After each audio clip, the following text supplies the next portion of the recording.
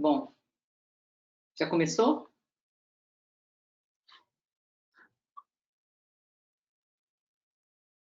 Alô? Eu acho que já, bom, a gente já está começando, é a primeira vez que eu estou fazendo esse tipo de bate-papo, né? Então, estou esperando que vocês me mandem perguntas, agradecer a todo mundo que está participando, os amigos.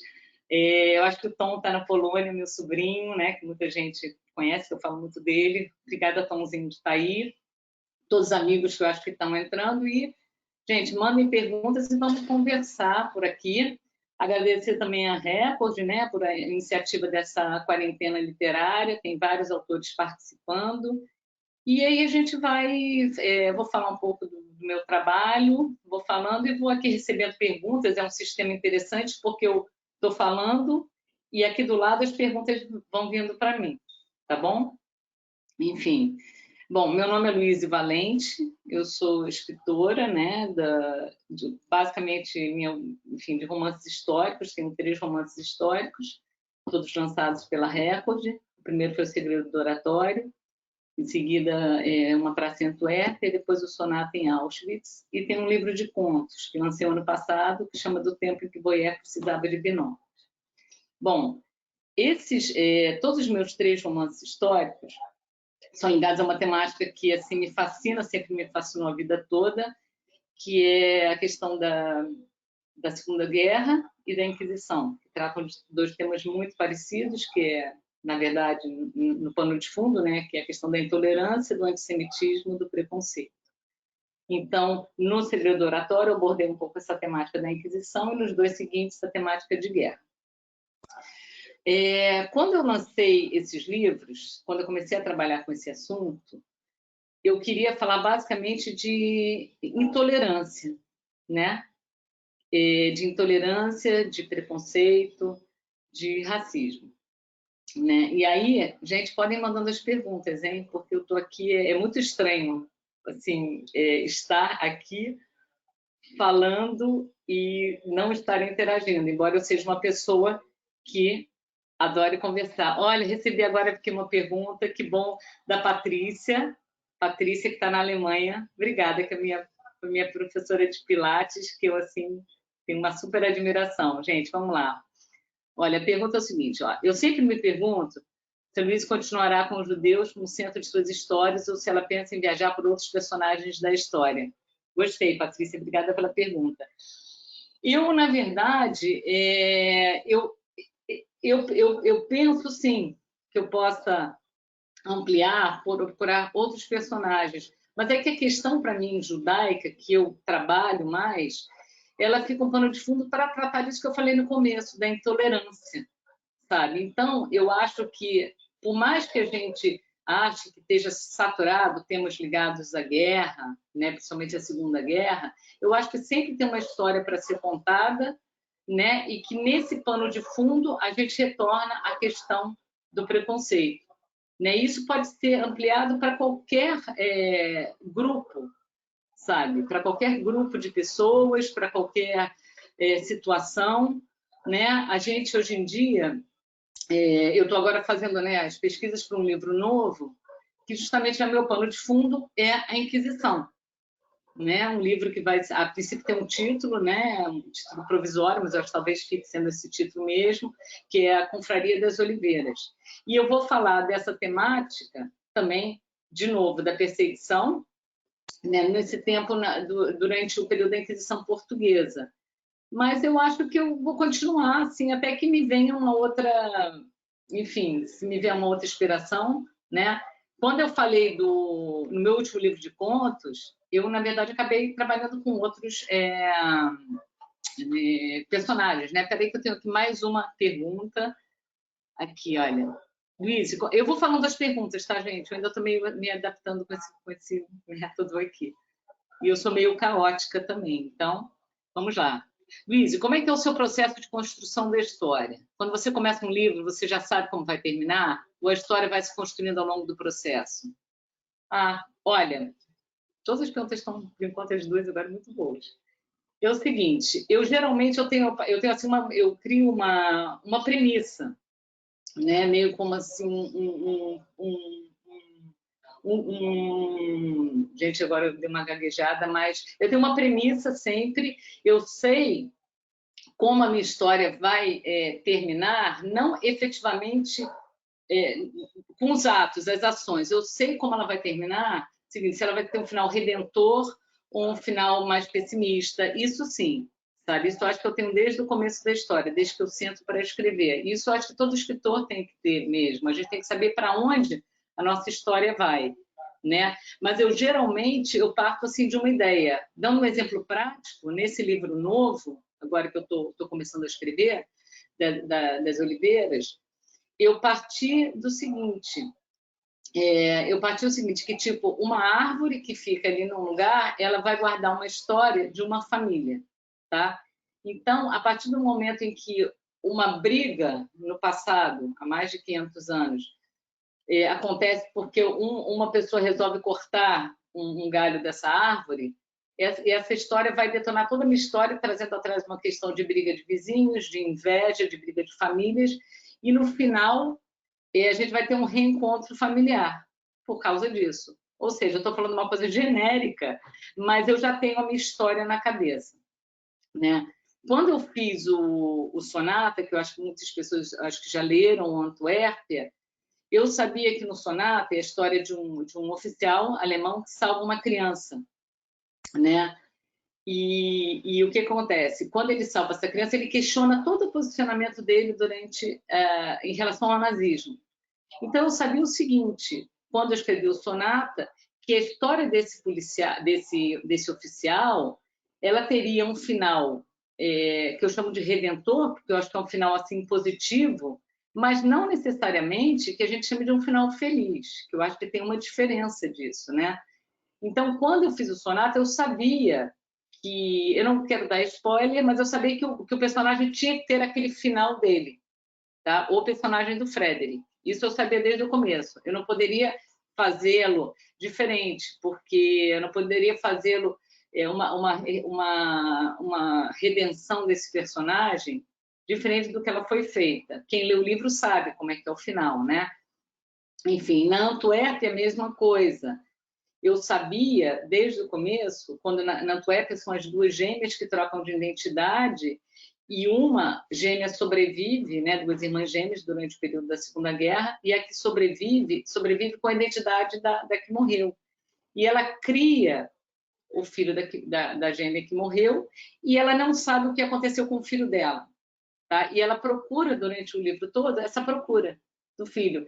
Então, eu sabia também o final que eu dei ao Antuérpia, é um final que eu chamo também, eu sempre digo assim, não é um final redentor, eu uso essa palavra, porque ele traz uma mensagem positiva, entendeu? Então, eu fiz de uma forma, eu sabia que eu queria, por mais que aqueles dois personagens, mãe e filho, fossem ficar separados por muito tempo, eles se reencontrariam em algum momento, sabe? Sobre uma coisa interessante aqui que eu acho que tem para a gente falar, nesse período, até aproveitando que a gente está aqui, de confinamento, acho que todo mundo está em casa, está todo mundo respeitando, né? E enfim, a gente tem que ficar mesmo, é um período muito assim, único e diferente que a gente tem passado agora, nenhum de nós nunca passou por isso. E isso me fez pensar muito nas histórias que eu sempre escrevi durante a Segunda Guerra. Porque durante a Segunda Guerra as pessoas ficaram tinham que ficar num outro tipo de confinamento, tá? Mas efetivamente eu tenho recebido às vezes, enfim, mensagens e tal, de famílias, por exemplo, famílias judias que ficaram escondidas durante anos, sabe? O próprio caso que a gente tem da Anne Frank, né? As pessoas ficavam em lugares sem poder se movimentar durante o dia, sem comida, sem água, com situações assim impossíveis e inimagináveis. Mas quando a gente pensa nessa sensação, sabe? Hoje nós temos um isolamento, que a gente está em isolamento, tal, a gente tem um vírus, aí a gente tem uma questão assim global, mas isso faz muito a gente pensar no que é importante nesse momento e o que foi muito naquela época, né? E também estou falando isso porque tem muito a ver também com Sonata. É como a gente vê a questão dos heróis anônimos e da solidariedade, sabe, do apoio individual, do apoio que a gente dá a pessoas que a gente tem mais intimidade e que a gente não tem. Então, quando a gente diz hoje, poxa, a gente está ajudando talvez os nossos vizinhos, né? Que a gente só dá oi, às vezes, num prédio, e de repente a gente se preocupa. E isso a gente vê muito nesse período, eu acho que a gente teve muito isso no período da Segunda Guerra, principalmente, e no Sonata eu tentei falar muito sobre isso, sabe? No caso, os alemães que não foram coniventes com o regime nazista, e a forma que eles encontraram de se posicionar, de lutar contra esse regime, né, foi o seguinte, foi desafiando e ajudando o seu vizinho, sabe? E ajudando, quando eu digo seu vizinho, ajudando uma pessoa que estivesse sendo perseguida, fosse ela judia, fosse ela comunista, fosse ela homossexual, sabe? Então, essas pessoas eram ajudadas por esses anônimos. Então, hoje em dia, a gente, de certa forma, tem visto que essa questão da solidariedade, como isso é importante, sabe? Como a gente se cuida, tá? A gente não se expõe, mas a gente faz o que a gente pode fazer pelo outro sem se expor, né? Então, acho que é importante que a gente tenha isso em mente nesse momento, né? Peraí, eu vou tomar um café aqui. Mais uma aqui. Existe alguma personagem histórica feminina que te interesse? Olha, existe muitas, mas tem uma em especial. Até por acaso estou com esse livro aqui, vou até mostrar para vocês. Olha, você está falando isso, essa aqui, olha. A Senhora. A Senhora é a Grazia Nazi, é uma história fantástica, né? Tem a ver também com temáticas judaicas.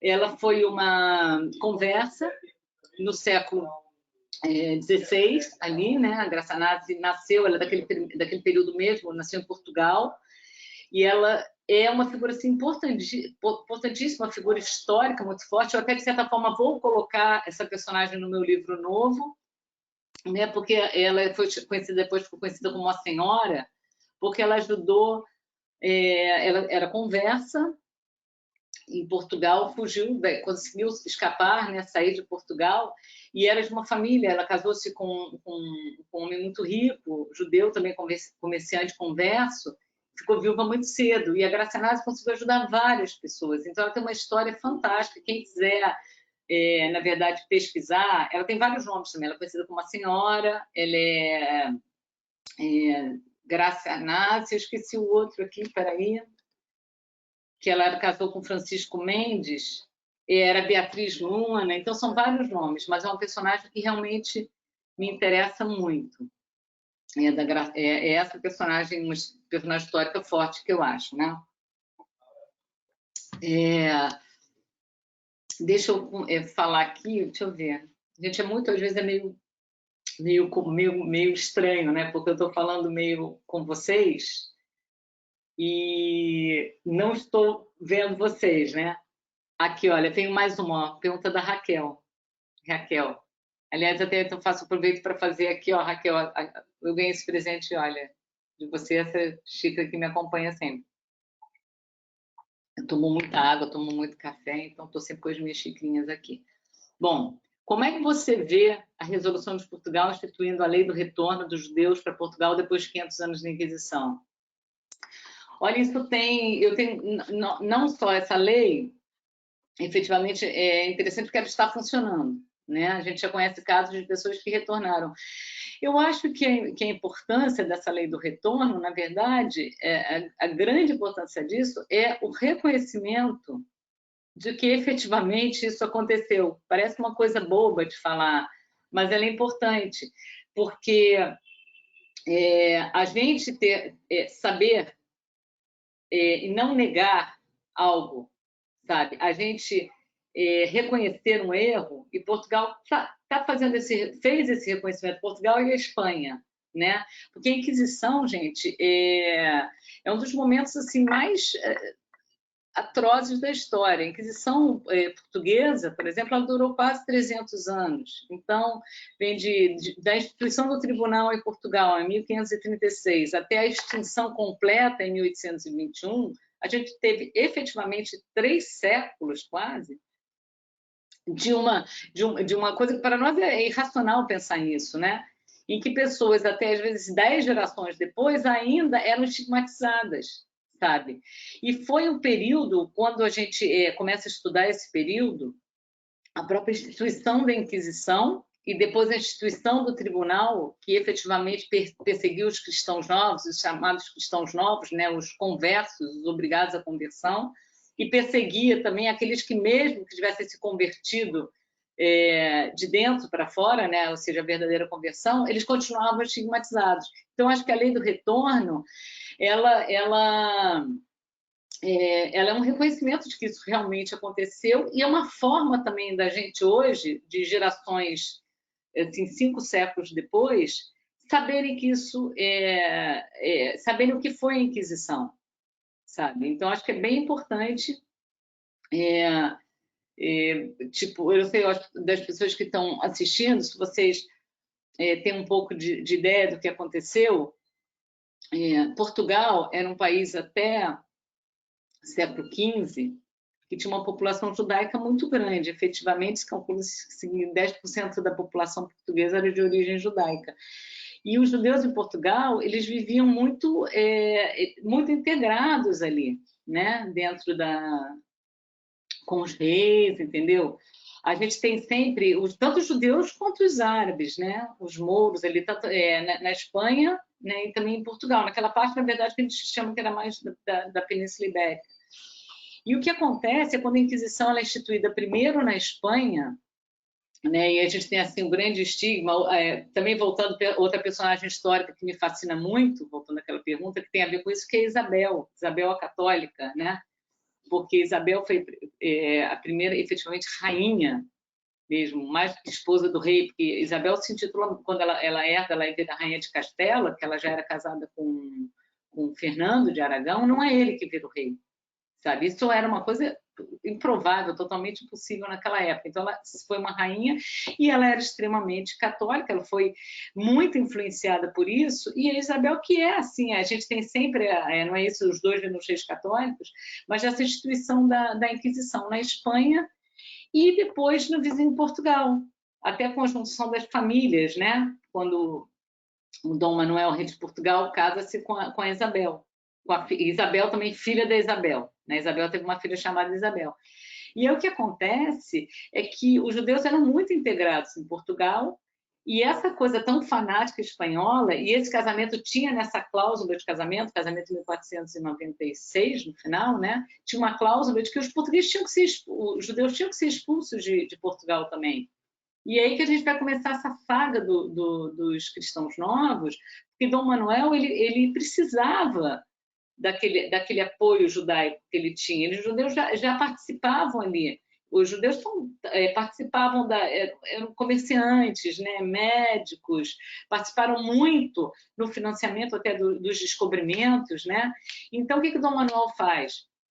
Ele faz institui essa conversão aí, que se chama... E cria isso, cria esse termo que para nós ficou tão, assim, no Brasil, até um lugar comum, cristão novo, né? Então ele faz... E essa conversão, isso que é o grande questionamento, e por isso também vem depois a lei do retorno, porque essa conversão, na verdade, não era uma conversão, e Dom Manuel achou que os judeus, quando ele estipula que os judeus, para ficarem em Portugal, teriam que se converter, ele achou que haveria uma corrida às igrejas, entendeu? A conversão seria voluntária, mas isso não aconteceu. A conversão foi forçada, o chamado batismo em pé, né? As pessoas foram convertidas assim, com uma água benta, o padre convertia.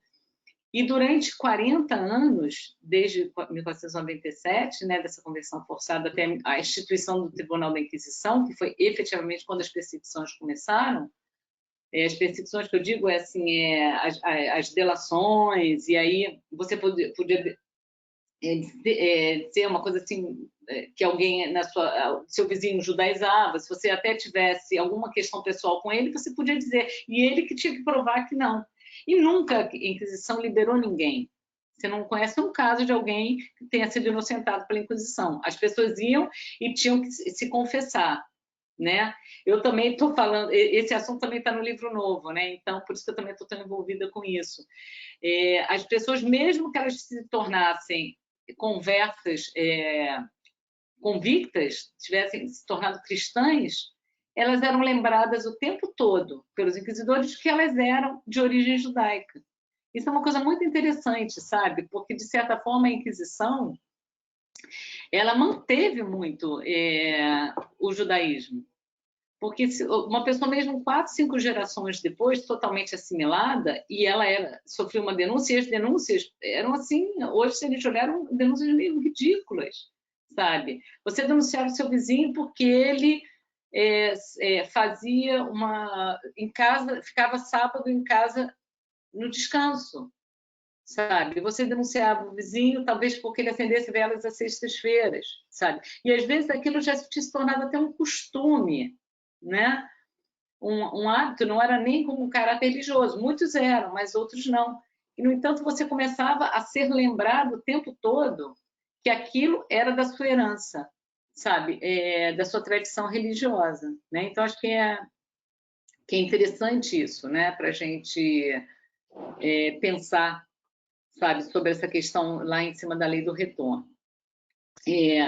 Eu também, assim, queria falar um pouco, já que a gente está conversando sobre esses assuntos, que tem também a ver, eu acho que com a questão que a gente está passando hoje, e que eu acho que é difícil a gente não fazer associação. Muitas pessoas têm me perguntado, em geral, sobre esse período, assim, na própria Alemanha, no fim da guerra, né? A Alemanha foram 6 anos de guerra, né?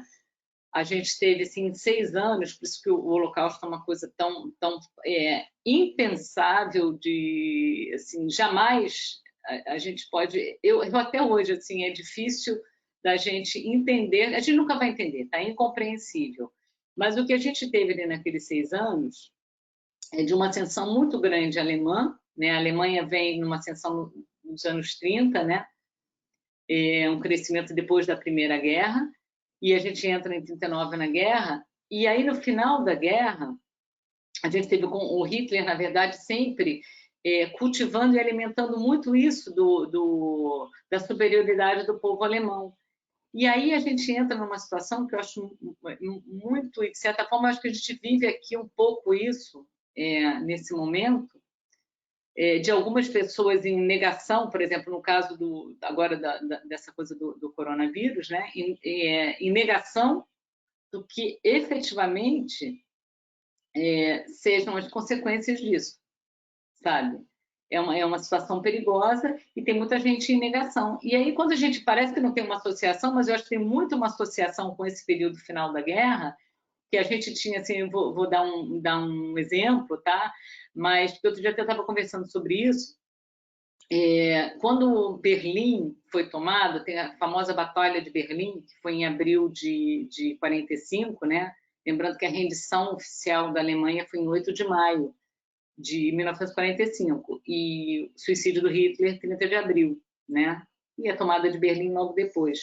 Mas em abril, quando os russos começaram a cercar a cidade de Berlim ali, entraram para a grande batalha final, a Alemanha estava assim, Berlim já estava...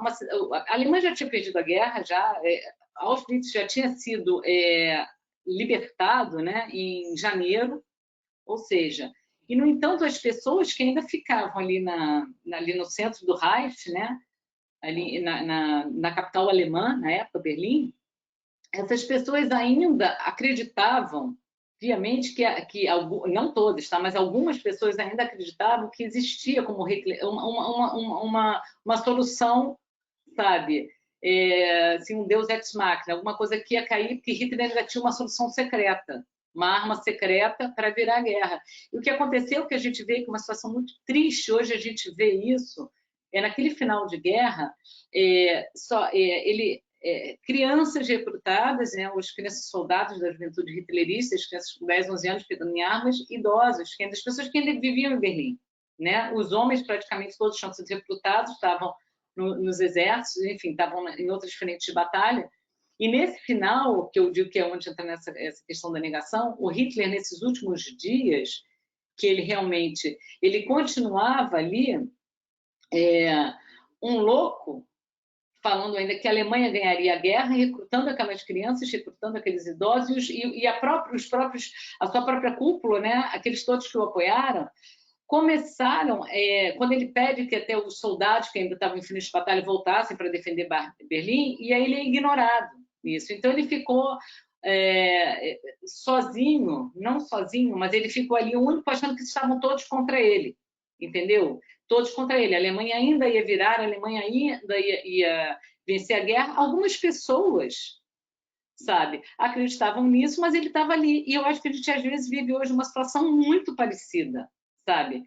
A gente tem pessoas aqui hoje, a gente tem até uma liderança, né? Nossa liderança, né? Próprio quando a gente diz, a gente tem que falar sobre isso, né, gente? Sem contexto político nenhum aqui, sabe? Porque não é momento nenhum, a gente não está numa questão política hoje, sabe? É ridículo as pessoas colocarem isso como uma questão política, e que eu digo política de esquerda ou direita. Mas a gente tem hoje o nosso presidente hoje se posicionando, sabe, como que não existe um problema, sabe, real como o problema é, sabe? Nós estamos vendo isso no dia a dia, nós temos pessoas próximas de nós, sabe, que estão passando, que estão passando que estão doentes. Então, quando a gente vê isso imediatamente me remete a essa questão da guerra, sabe? Quando uma pessoa chega num ponto que ela não consegue admitir, sabe, que aquilo não está acontecendo, o que ela diz não está acontecendo, ela entra em negação e tem 5 ou 6 pessoas em volta que a estimulam e algumas outras mais, sabe, que continuam em negação. A gente vê o seguinte, o Hitler, o que aconteceu com o Hitler? Ele se matou, sabe? Ele se suicidou, ele abandonou aquelas pessoas todas que acreditavam lunaticamente nele, entendeu? Então, eu estou falando isso para que, enfim, que a gente hoje em dia perceba que não é uma questão que a gente está discutindo aqui de poder no sentido de quem está no poder, se quem está tirando partido com pré-eleição, reeleição, não é essa a questão que a gente está vivendo, sabe? A gente está vivendo 2 coisas que eu acho que me remetem muito à situação de guerra. Primeiro é o seguinte, como nós iremos sobreviver? Eu estou assustada, sim, eu estou muito assustada, como várias pessoas. O mundo vai ter que se reinventar. Nós estamos vendo o seguinte, que o mais importante nesse momento muito é a solidariedade. Se a gente não é ajudar mais no macro, é ajudar no micro, como foi uma situação muito forte durante a guerra, sabe? Se os heróis, nós temos que ser hoje, acho que, heróis anônimos, sabe? Quem a gente pode ajudar, mesmo praticamente, seja com uma ajuda mesmo prática de comida, sabe? De um apoio financeiro, entendeu? Seja, se não tem isso, um telefonema, sabe? Um acolhimento, sabe? Então, a gente está vivendo um momento que as pessoas, eu acho que estão se reencontrando nesse sentido. Então, não dá para a gente agora pensar em questões políticas, sabe? Não dá para se pensar no que a gente viveu no ano passado, sabe? A gente está numa outra questão que é realmente mundial. A gente não sabe como é que a gente vai voltar, estamos nesse confinamento, a gente não sabe como é que vai ser quando a gente voltar ao dia a dia, entendeu? Como é que vai ser? Como é que a gente vai, de novo, a gente vai repensar a nossa forma até de viagens, de se mover tanto de um lado para o outro, sabe? Eu acho que talvez a gente vai ficar mais, acho que humano nesse sentido, mais solidário, sabe? Eu estou vendo uma coisa que eu estou achando muito, assim, das coisas positivas, né, que a gente tem visto por agora, a gente está tendo, acho que a questão nossa do aquecimento global, da poluição, a gente está tendo uma diminuição disso, com certeza. A gente está vendo que, às vezes, somos muito consumistas desnecessariamente. A gente está vendo coisas incríveis. Olha, que valor que se dá hoje. Não sei nem se era muito o motivo desse bate-papo, mas eu acho que cabe aqui. Todos nós que estamos, que sempre temos uma pessoa nos ajudando em casa, seja uma diarista, uma pessoa que venha mais vezes, que cozinha, às vezes, para a gente, e todos estamos em casa fazendo essas atividades e vendo como isso, o valor que tem isso, sabe? Como a gente tem que valorizar todas as pessoas que estão no nosso dia a dia, sabe? que são, de certa forma, as pessoas que mais participam das nossas vidas. Então, como a gente tem que ajudar essas pessoas?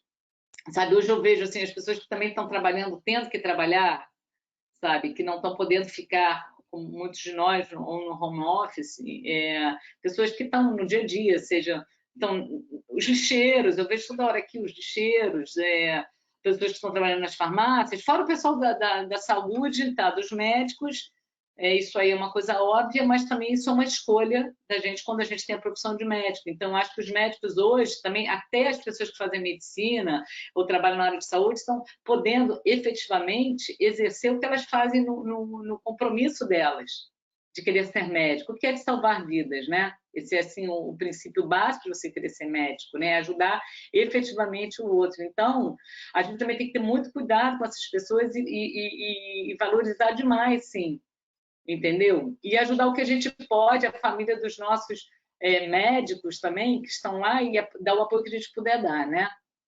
Olha, tem mais uma pergunta, cara, uma pergunta da Carolina.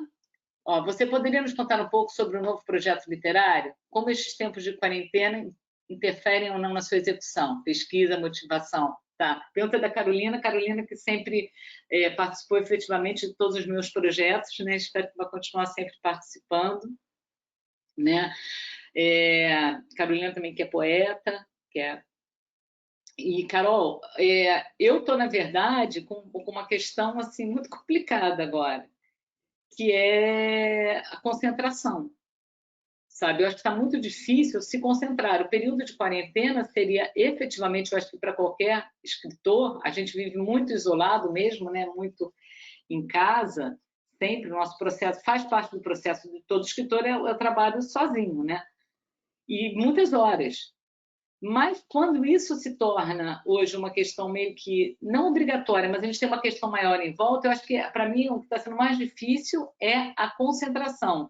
Eu já tenho assim um projeto, a ideia do livro toda, eu já tenho assim a premissa do livro, eu posso até, acho que interessar, vou até ler para vocês um trecho porque é a história do meu livro novo, tá? Mas o que está acontecendo comigo é o seguinte, a quarentena, ela interfere, que tem a ver com a tua pergunta, na execução dessa pesquisa e na motivação, porque, assim, é difícil conseguir se concentrar sem saber o que vai acontecer, sabe? É difícil, a gente ter que viver um dia após o outro, mas isso é muito complicado. Então, eu vou até ler para vocês aqui o que eu tenho, assim, mais desenvolvido desse livro, para ver até o que vocês aí já fiquem com uma vontade, ou depois me mandem mensagens, ou pelo e-mail, enfim, ou entrem lá no site, que é luizivanete.com, me mandem uma mensagem. Mas o livro novo, efetivamente, ele é o seguinte, olha, chama Confraria das Oliveiras, né? Uma oliveira com quase 500 anos é o ponto de partida desse romance, que tem como pano de fundo a Inquisição Portuguesa. Uma história que começa na cidade de Santarém, província do Ribatejo, em 1531, ano do primeiro grande terremoto a atingir Lisboa e arredores, e chega aos anos atuais, tá? Com um dos braços da história já sequenciado no meu livro anterior, que é O Segredo do Oratório. Então, a confraria ela vai trazer a saga de uma personagem que tem 2 filhos. E um dos filhos dela, ele nasce no cativeiro, tá? No tempo em que ela é perseguida pela Inquisição. E o outro filho, que era o primeiro filho, ele fica com o pai. Então, a Maria ela vai morrer porque ela não vai... A Inquisição só vai fazer com que ela reforce um judaísmo efetivamente que ela nunca teve, tá? Porque ela era uma conversa mesmo. Mas a Inquisição, e ela é levada ao tribunal motivada por uma questão de inveja, da delação de uma vizinha.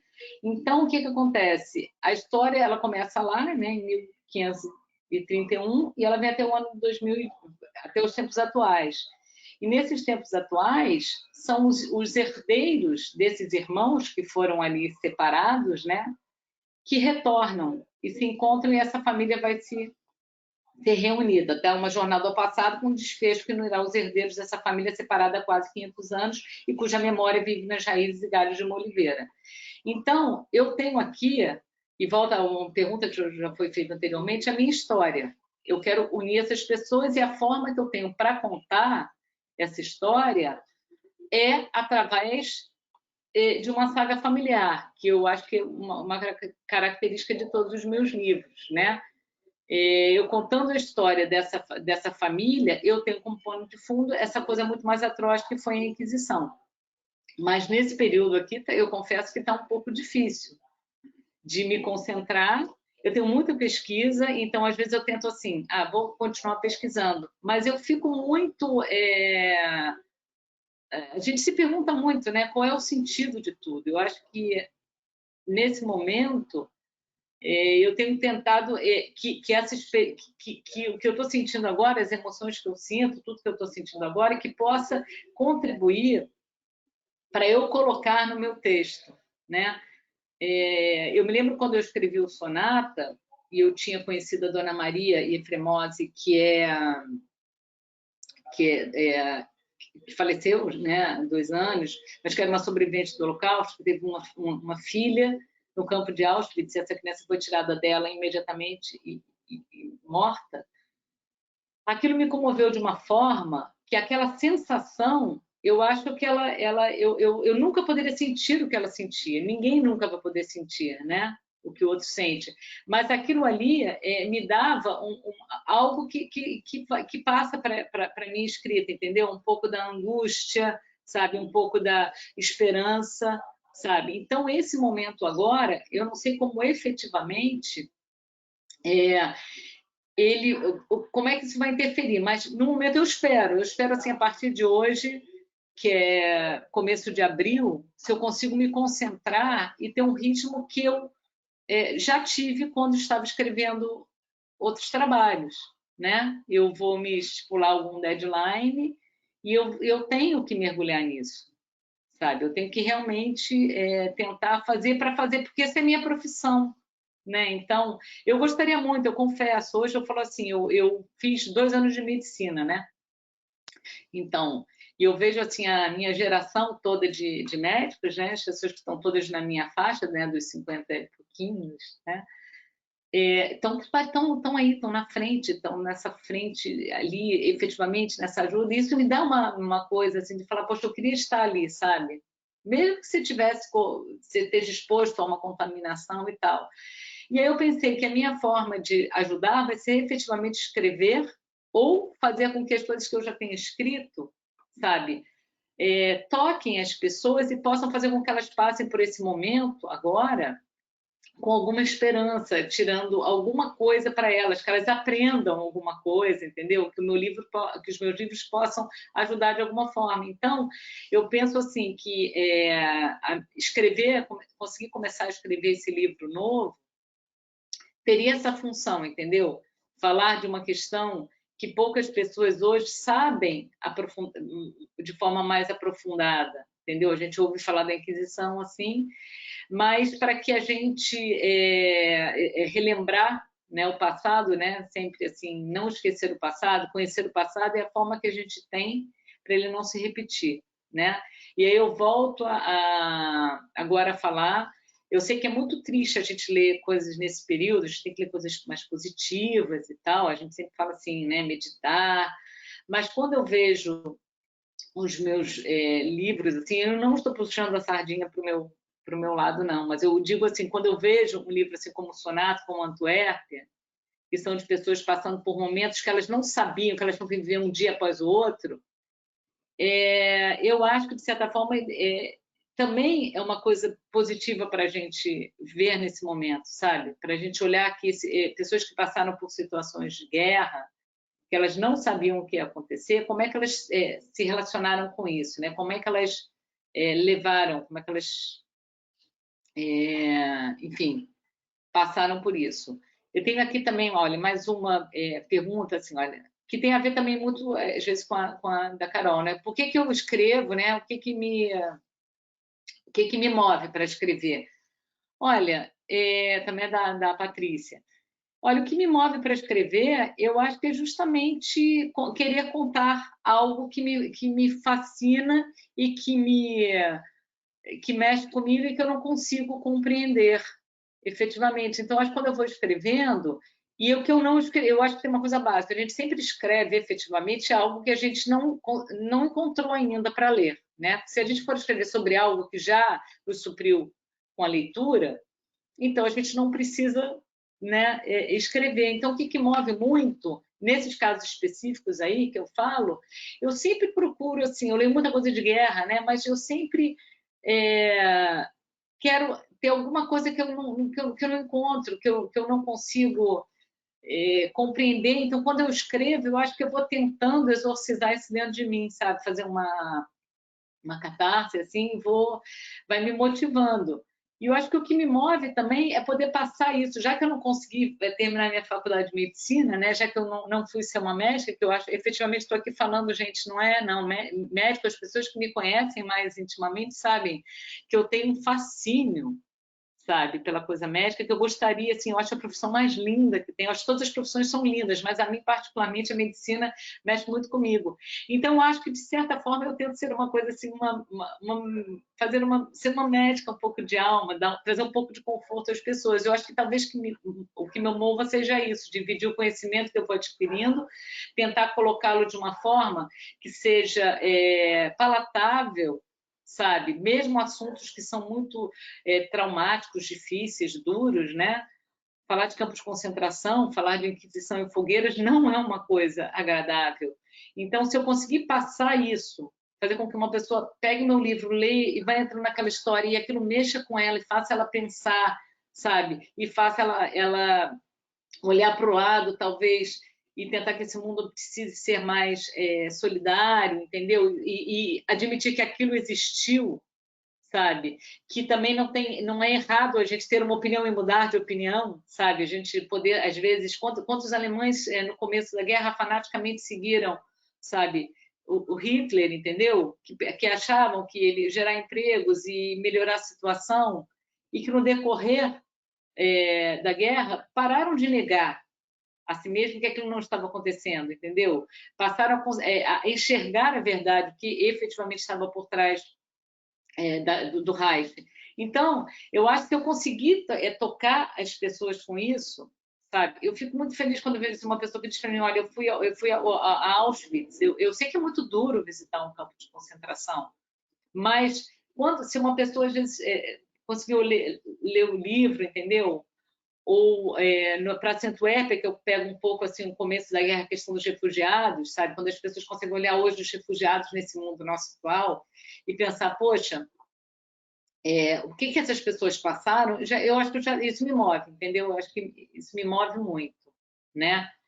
E também aproveitar também aqui para falar um pouco, eu estou falando muito dos livros históricos, mas eu lancei um livro ano passado com 3 novelas que a gente chama, né? Porque são 3 contos longos, que chama Do Tempo que Voyeur Precisava de Binóculos. E ele foi uma total ele é diferente de todos os meus outros 3, né? Ele tem tudo quanto a estrutura, quanto a temática, não é temática judaica, são contos contemporâneos que eu tinha escrito até na década de 90, e depois eu meio que juntei esses 3 nesse projeto novo desse livro, mas eles têm outra proposta totalmente diferente, e eles, por acaso, os 3 contos, eles falam muito de solidão, de certa forma também de confinamento, de relacionamentos, sabe? E aí, quando eu pego hoje a gente vivendo esse momento, e eu vejo esses 3 contos foram escritos,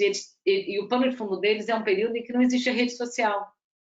Então é curioso, porque no primeiro eu tenho um cara com quase 30 anos que sofre um acidente, quebra a perna e tem que ficar isolado 2 meses em casa, né? Numa época em que efetivamente não existia nada. E ele é um cara assim que está muito, muito bem sucedido no trabalho, ele tem alguns valores. E esse período que ele fica confinado, ali, ele serve muito para que ele se olhe um pouco, entre para dentro dele, observe o mundo à volta, porque ele pega um binóculo e começa a ver as famílias em volta, enfim, ele começa a entrar na casa das pessoas e imaginar a vida dessas pessoas e criar personagens dentro da realidade dele. E quando ele depois descobre, por uma reviravolta, que aquelas pessoas que ele imaginava que eram de um jeito que não são, o que acontece? Ele começa a se olhar, e ele percebe o seguinte, o que é o mundo, na verdade, né? E como a gente achar que a gente tem controle, que é o que acontece com ele ali, quando ele fica naqueles 2 meses, ele percebe que ele não tem controle sobre a vida dele e muito menos sobre a vida dos outros, sabe?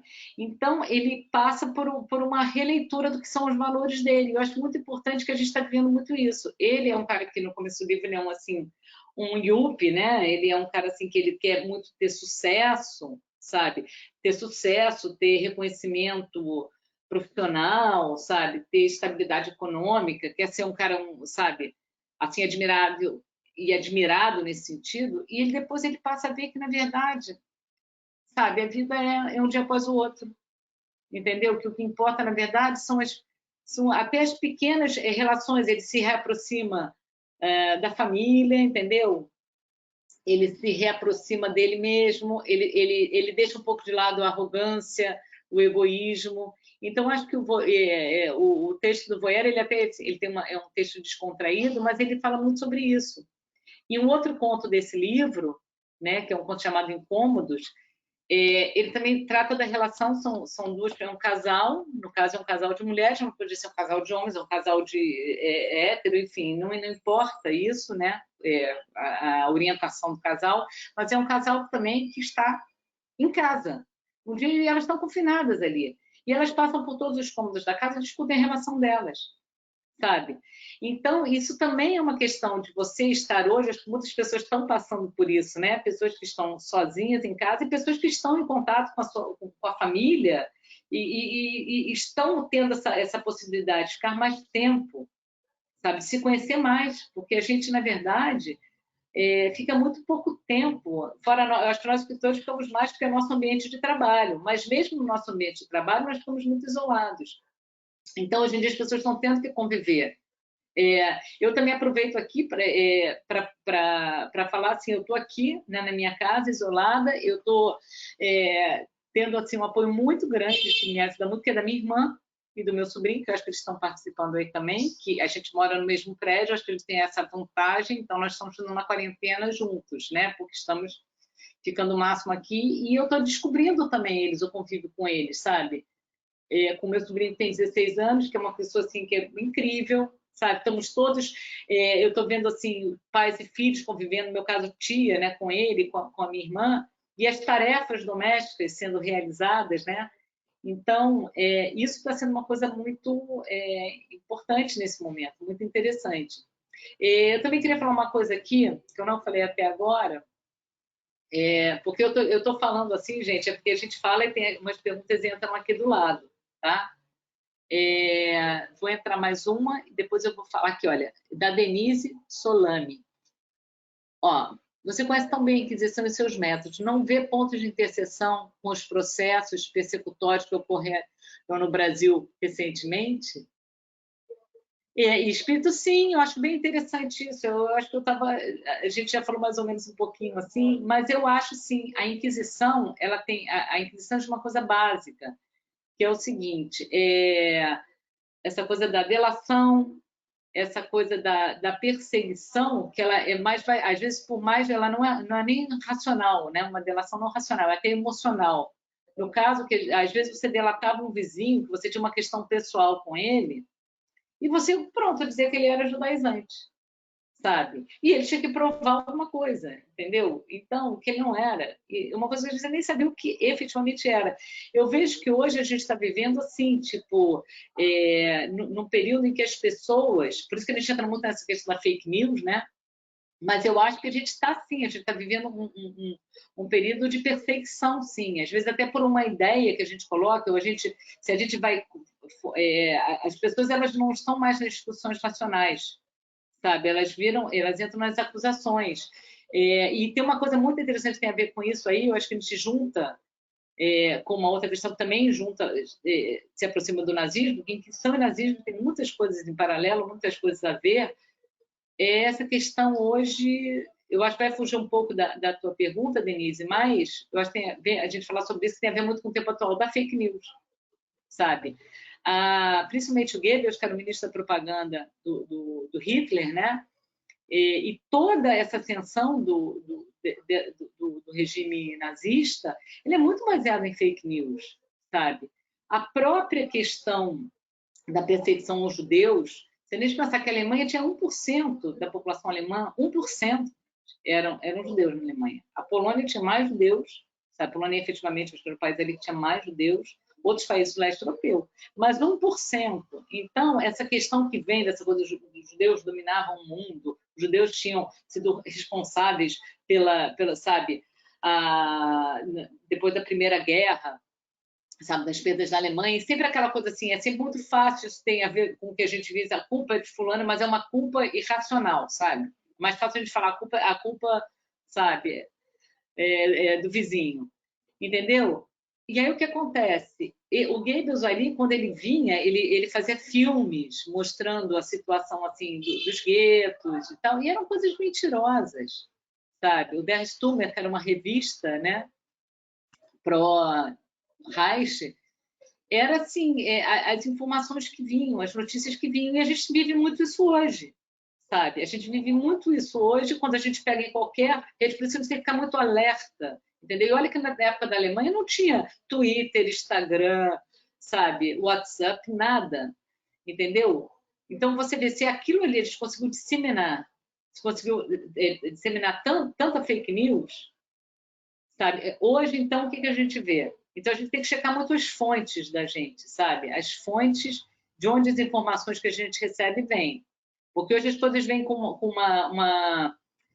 assim, um make-up, né? Elas vêm muito maquiadas. Então, a gente vê, às vezes, chega para a gente uma notícia de um site, sabe? Você fala, isso parece uma coisa séria, entendeu? Porque a parte externa é bem construída, sabe? A parte externa está bonitinha.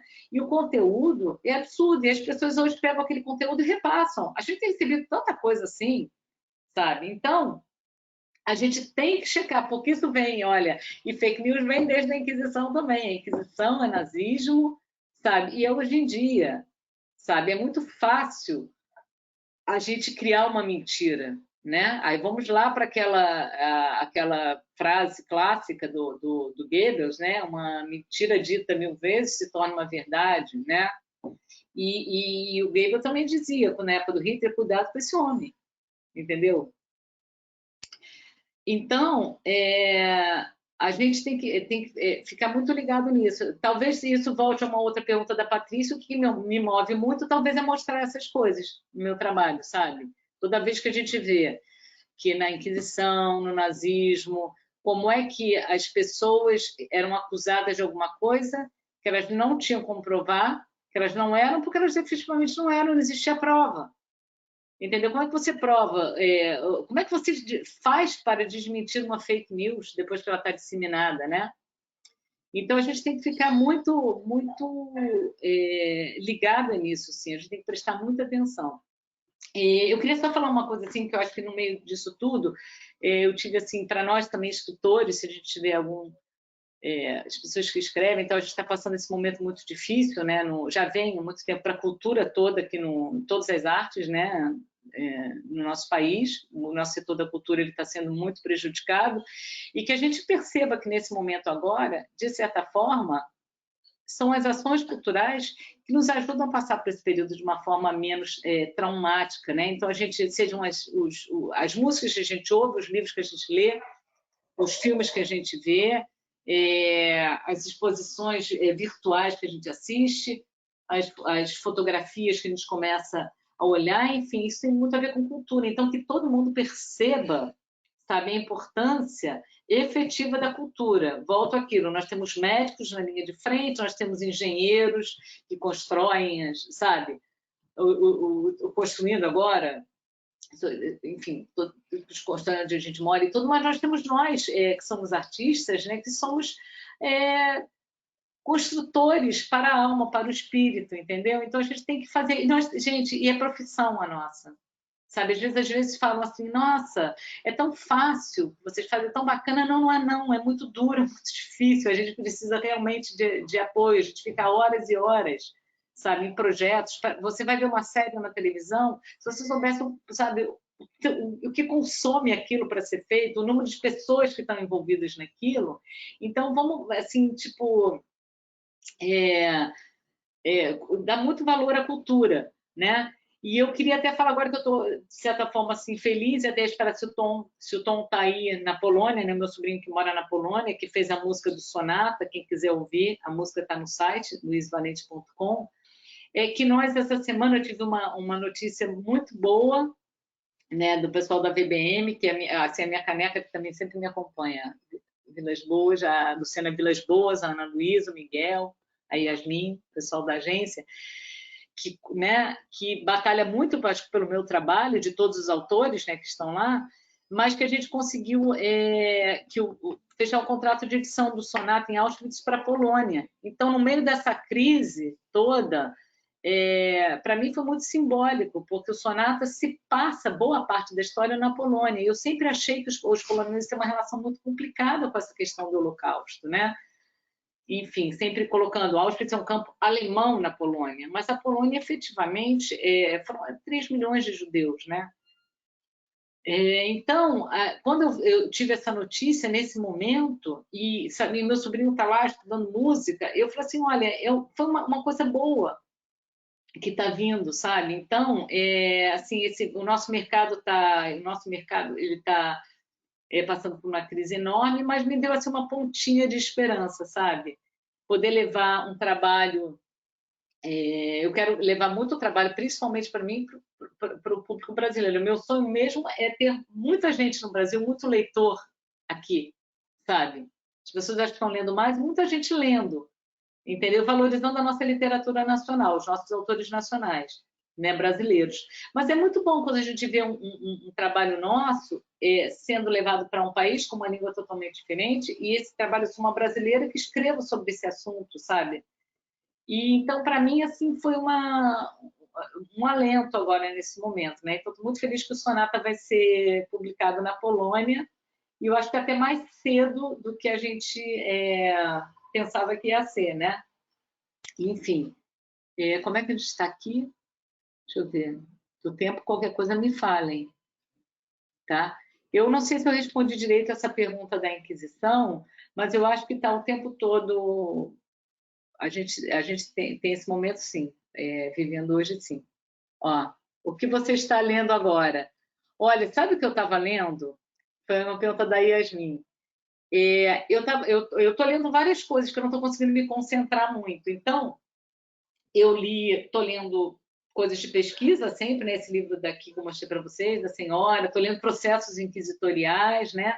Mas eu estou lendo várias coisas. Outro dia eu estava com um livro do Amos Oz, que eu acho que todo mundo devia ler, que é Como se faz...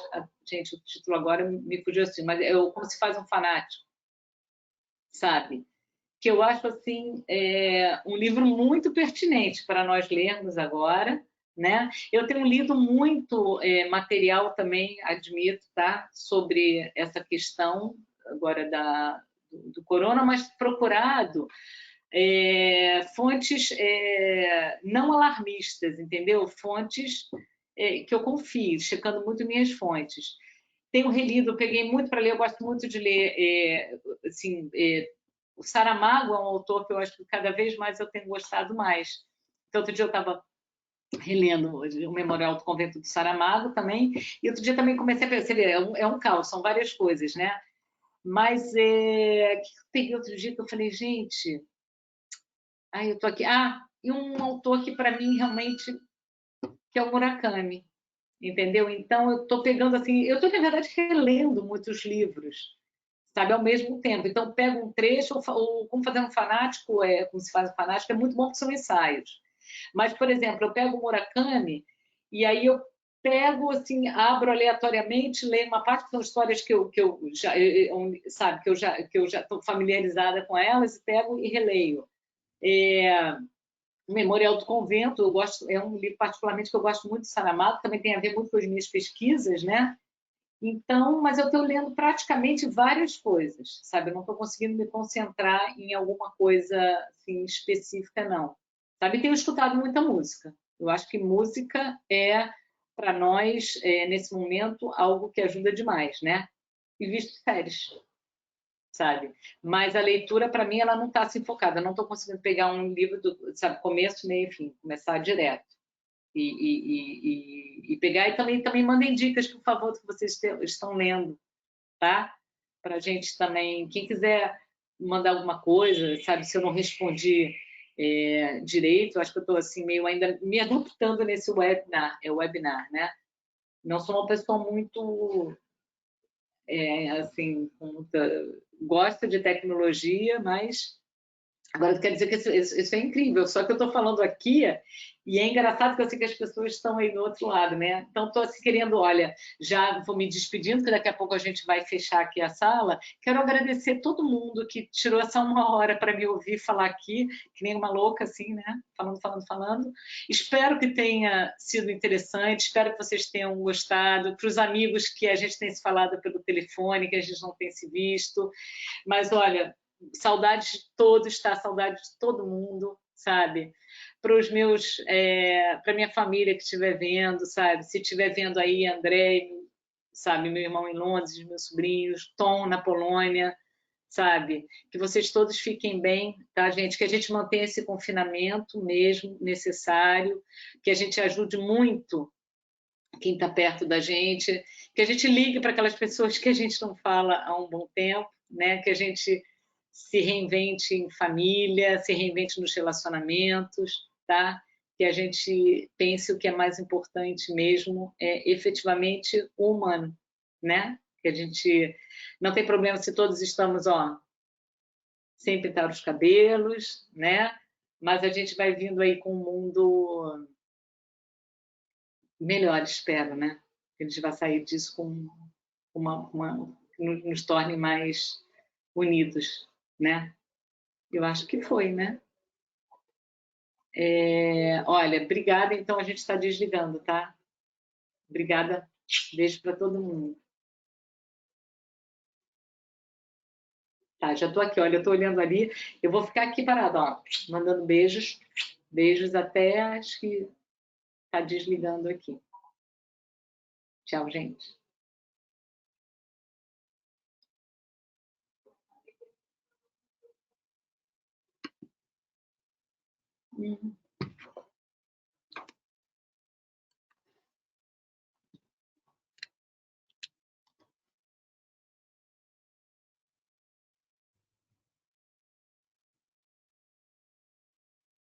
Acho que já acabou, né?